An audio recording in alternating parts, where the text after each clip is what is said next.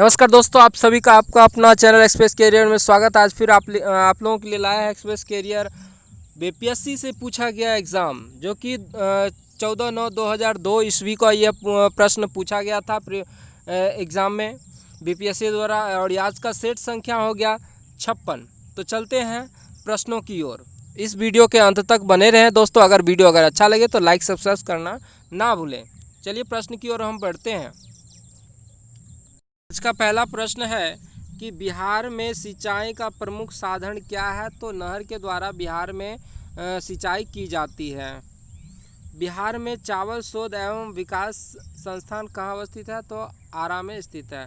भारतीय किसान दो फसलों के बीच के अंतराल के दौरान अपने खेतों को क्यों जोतते हैं? तो ये मिट्टी का सांद्रता बढ़ाने के लिए जोतते हैं, यानी उर्वरता बढ़ जाती है इससे, इसलिए। नहीं तो उर्वरता नष्ट हो जाती है, ज़मीन की ताकत नष्ट हो जाती है।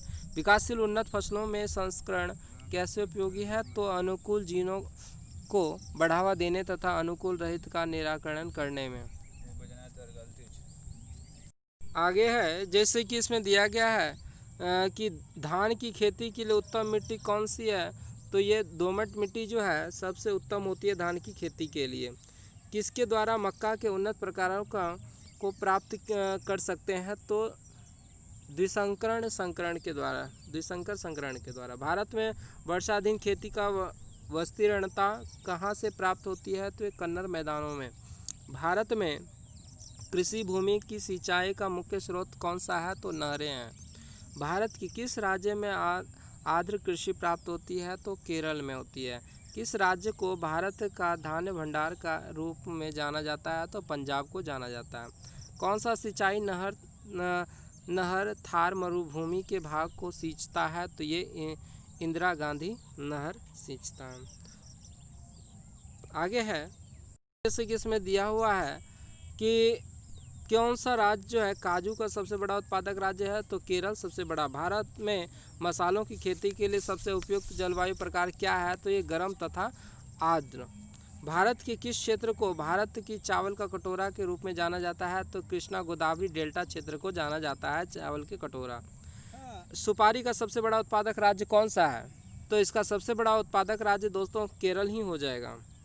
एक धातु जिसे लौह के साथ मिलाकर स्टेनलेस स्टील बनाया जाता है, वह क्या है? तो निकेल है। गुजरात में आग तथा रक्तपात की शुरुआत होने वाली स्थान कौन सा है? तो ये गोधरा। स्टेप अक्रॉस दिवस लाइन पुस्तक के लेखक कौन है? तो ये सलमान रुश्दी है। मुगल शासकों में से किसे प्रिंस ऑफ बिल्डर्स के नाम से पुकारा जाता है? ये शाहजहां को जाना जाता है। यंग बंगाल आंदोलन के नेता कौन थे? तो हेनरी लुई विवियन डिरोजियो है। बिहार के प्रथम मुख्यमंत्री कौन थे? तो डॉक्टर श्री कृष्ण सिंह प्रथम मुख्यमंत्री थे। और जयराम दास दौलत राम जो है बिहार के प्रथम राज्यपाल भी थे। आगे है, वह नदी घाटी जिसे भारत का रूढ़ के नाम से पुकारा जाता है? तो दामोदर नदी।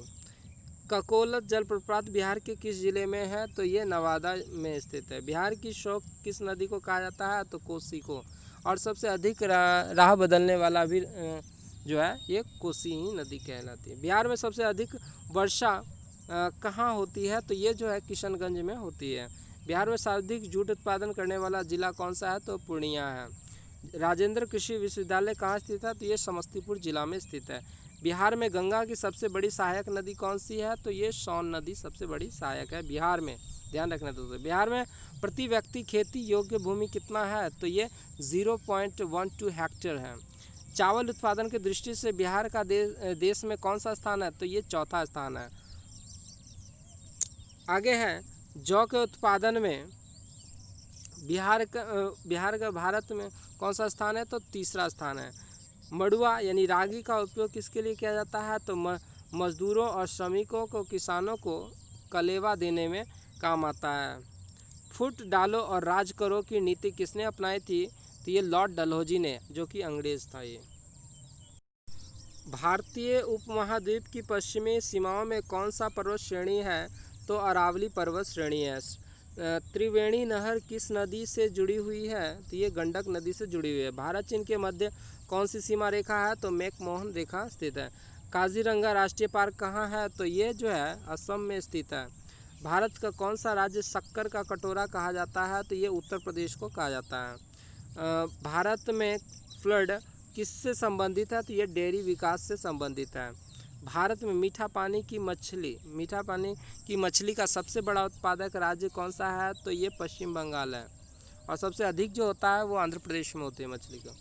भारत में कितने राष्ट्रीय राजमार्ग हैं? तो 288 राष्ट्रीय राजमार्ग है। कौन सा बंदरगाह मुक्त व्यापार क्षेत्र है? तो ये कांडला बंदरगाह जो है मुक्त व्यापार क्षेत्र है। अगला है, जैसे कि अरुणाचल प्रदेश की सीमाओं में कौन सा देश है? तो भूटान, चीन और म्यांमार है। हाथियों के लिए कौन सा अभयारण्य जाना जाता है? तो पलामू अभयारण्य जो है वो हाथियों के लिए प्रसिद्ध है। अगर आपको यह वीडियो अच्छा लगे तो लाइक, शेयर, कमेंट करना ना भूलें। अगर हमारे चैनल पर नया है तो सब्सक्राइब जरूर कर लें। धन्यवाद।